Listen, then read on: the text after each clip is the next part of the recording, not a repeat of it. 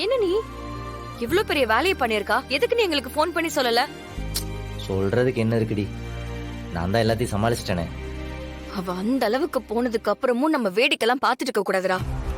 அவளை ஏதாவது ஒண்ணு பண்ணணும். அன்னைக்கு வள்ளியம்மா விஷம் வச்சத நீங்க 2 பேரும் சேர்ந்து தடுத்தீங்கல்ல மாமா?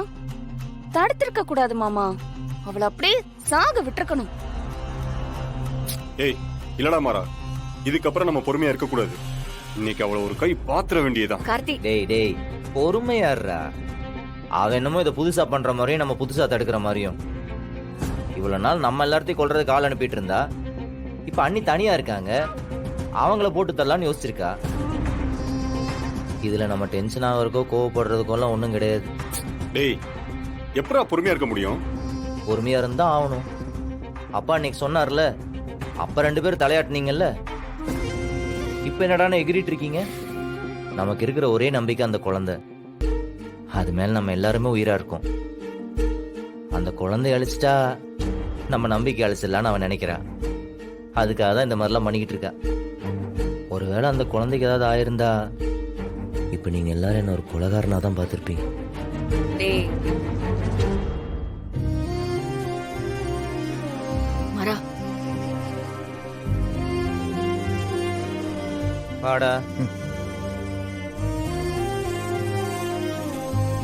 டேய் என்ன அண்ணி வந்திருக்காங்க, மூஞ்சி தொங்க போட்டுருக்க?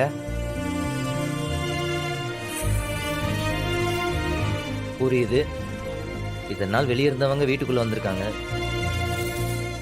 அது வரைக்கும் சந்தோஷம் நினைச்சுக்கேன். இனிமே அவங்க முகத்துல தான் முழிக்கணும், முகத்துக்கு நேரம் தான் பேசணும். கொஞ்சம் கொஞ்சமா எல்லாம் சரியாயிடும். தைரியமா இருக்கு மாமா. அதான் நாங்கெல்லாம் இருக்கோம்ல, கண்டிப்பா உங்களை சேர்த்து வைக்கிறோம்.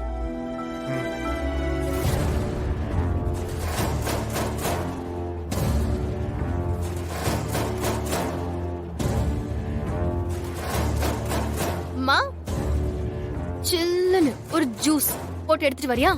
ஸ்ட்ராபெரி ஓகேவா? எடுத்துட்டு வரேன். போல.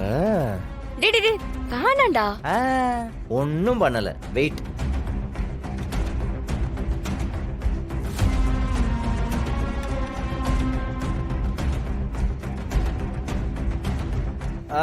மேடம் நில்லுங்க நில்லுங்க.